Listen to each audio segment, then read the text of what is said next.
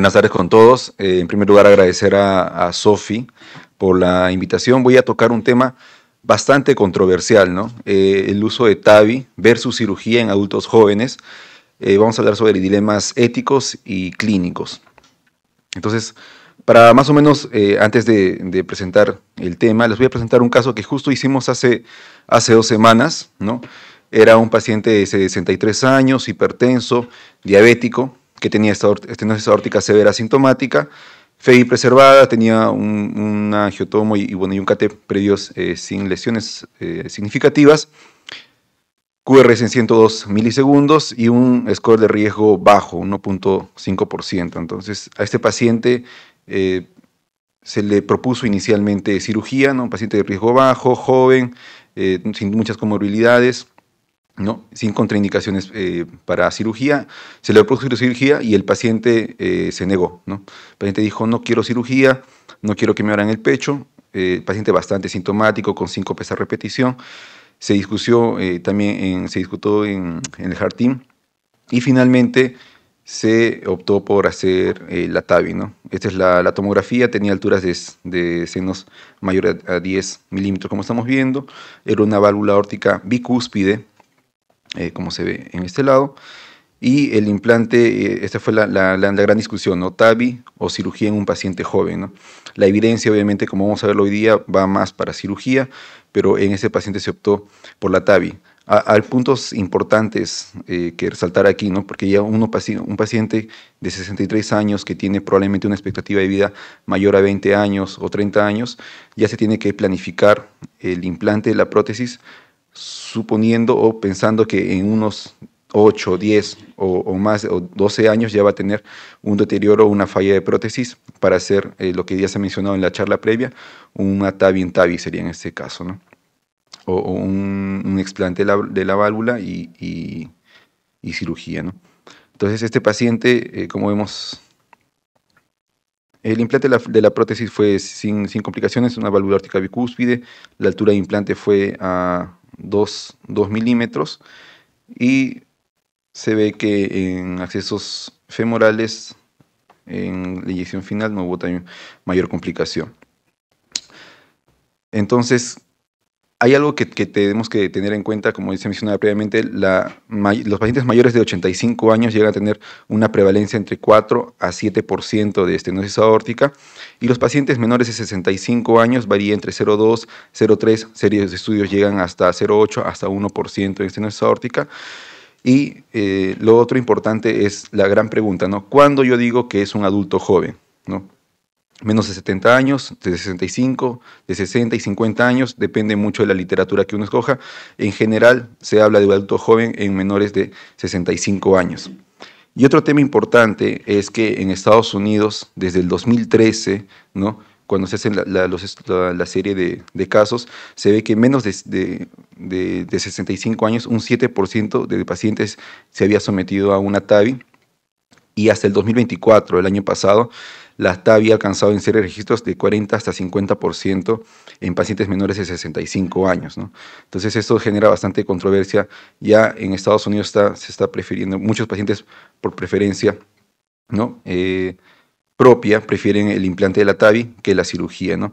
Y esto demuestra, salió en el TCT también este año, una discordancia entre la práctica clínica y lo que se dice en las guías, ¿no? Aquí vemos la guía de práctica clínica que fue publicada este año, ¿no? En el 2025, ya se bajó el punto de corte para indicar la TAVI a mayores de 70 años, eso ya no hay discusión por los múltiples ensayos clínicos que tenemos. Y la cirugía, como vemos acá en pacientes con bajo riesgo, todavía se indica como 1B en menores de 70 años en la guía europea. Y en la guía americana, entre 50 y 65 años, también la indicación es de 2A, ¿no? Como vemos aquí, el punto de corte de 70, entre 60 y 70 se discute, y menos de 60, 65 se prefiere la cirugía, ¿no? Ahora es lo que nosotros estamos viendo, nuevamente es parte de la guía americana, en menores de 65 años, ya por evidencia, siempre, y que voy a mostrar a continuación, la cirugía es la primera opción, tanto por temas de mortalidad y como otros resultados primarios en hospitalizaciones, en el uso de marcapasos, ¿no? Ahora, ¿qué es lo que sucede? Y esto es una limitación muy grande. La gran mayoría de estudios clínicos y ensayos clínicos aleatorizados que tenemos, el punto de corte y la media de edad de los pacientes está entre 70 y 74 años. Entonces, no tenemos una evidencia sólida de ensayos aleatorizados en menores de 65 años para implante de TAVI que nos sustente o que nos respalde para indicar TAVI en un paciente joven menor de 65 años, ¿no? Incluso los pacientes que son en bajo riesgo, el Evolut Low Risk Trial, el Partner 3, ¿no? y el Notion, que son en bajo riesgo, también el punto de corte es eso, 72, 73 años. Y este es uno de los artículos que menciona, ¿no?, que compara la cirugía versus la TAVI en pacientes menores de 65 años y sí hay diferencia significativa en cuanto a la supervivencia, ¿no? En cuanto a TAVI, que estamos viendo acá, ¿no?, y en cuanto a cirugía, los pacientes que van a cirugía tienen mayor supervivencia, por lo tanto es que se refuerza la indicación en las guías de que los pacientes menores, por lo menos menores de 65 años, tienen indicación de cirugía, ¿no?, que se está respaldado también en la clínica. Ahora, hay dilemas que nosotros podemos discutir ahora, ¿no? Como mencionamos previamente, un paciente de 60 y 62 años dice no me quiero operar y no se va a operar, pero es un paciente sintomático, se hace la discusión con el Heart Team y se opta por hacer un implante de TAVI. Tenemos que explicarle al paciente, ¿no?, la durabilidad de la válvula, la necesidad de reintervenciones futuras, ¿no? Tenemos que planificar bien el implante de la válvula en cuanto a la morfología, si es tricúspide, bicúspide, el tamaño del anillo, el acceso coronario futuro, ¿no?, como bien se mencionaba, por el riesgo de oclusión coronaria aguda, el riesgo de marcapasos. Se sabe que hay series en el Evolut Low Risk que demuestra que el 17% de los pacientes necesitaron marcapasos, otros en autoexpandibles, ¿no?, de 13 a 17%, y las opciones en el Lifetime Management, que es cómo se va a planificar el seguimiento del paciente a largo plazo. Entonces, en cuanto a la durabilidad de la válvula, se tienen una serie de estudios ya que mencionamos acá, que son el CoreValve, el US Pivotal, el Partner 2A, el 3, el Notion. Y el Notion es el principal estudio que hizo seguimiento en 8 a 10 años, que también lo vamos a ver más adelante, en cuanto a la durabilidad de la prótesis, ¿no? Este es un estudio donde menciona que estamos entrando a un low risk area, una era de bajo riesgo, ¿no?, donde menciona que es un estudio donde se compararon, que es el registro más grande que tenemos del TBT de Estados Unidos.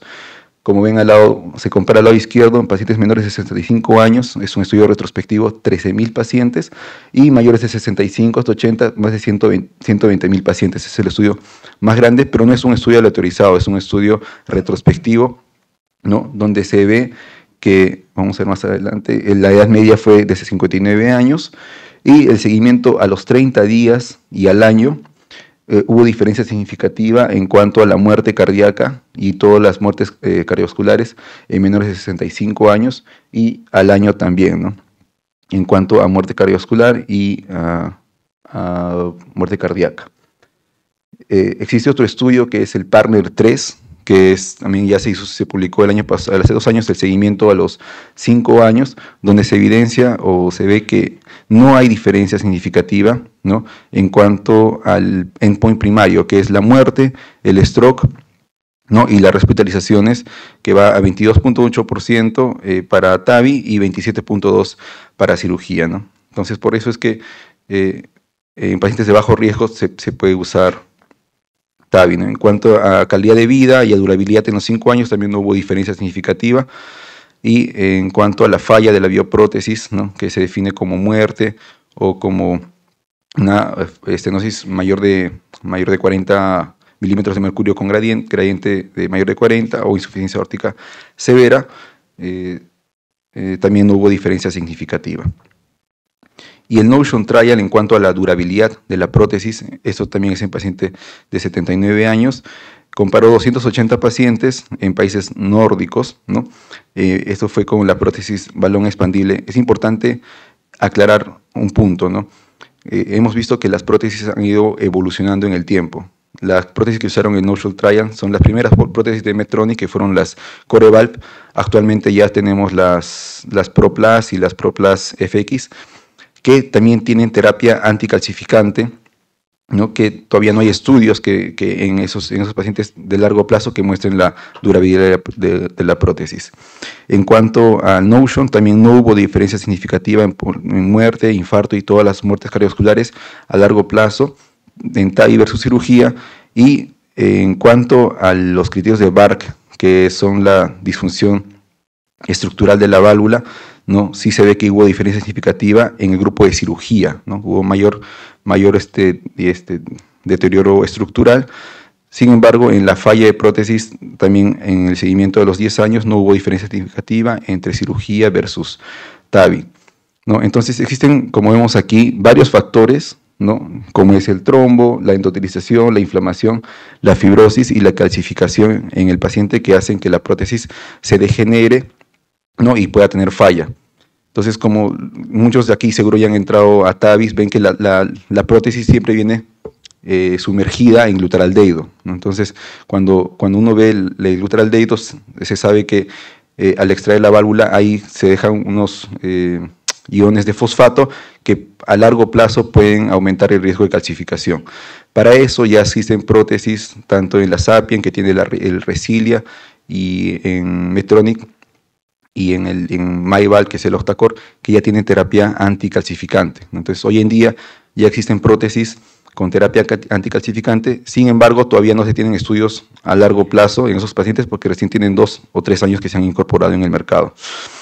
Entonces, esto, como estamos viendo acá, en cuanto a al seguimiento, ¿no? En el deterioro hemodinámico de los pacientes, que aquí se comparó en pacientes con deterioro hemodinámico y el control que no tenían deterioro hemodinámico, a los 10 años de seguimiento se vio que 25%, que es un número bastante alto, tenía incidencia de moderado o severo deterioro hemodinámico, que se definía como una gradiente mayor a 20 y mayor de 40 milímetros de mercurio.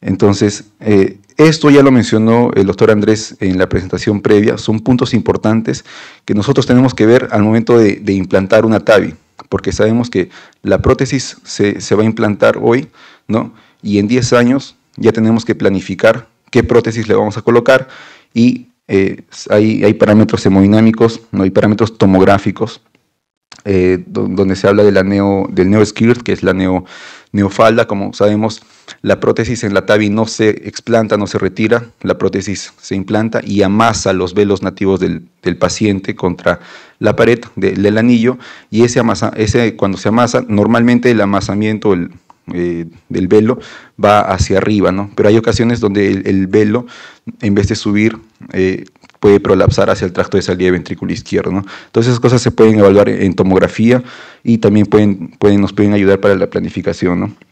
Vemos aquí, por ejemplo, en prótesis que son balón expandibles, al lado izquierdo tienen una menor altura entre la base y la falda, el faldón externo, ¿no? A diferencia de otras prótesis autoexpandibles, ¿no? Y en cuanto al implante del TAVI en TAVI también, ¿no?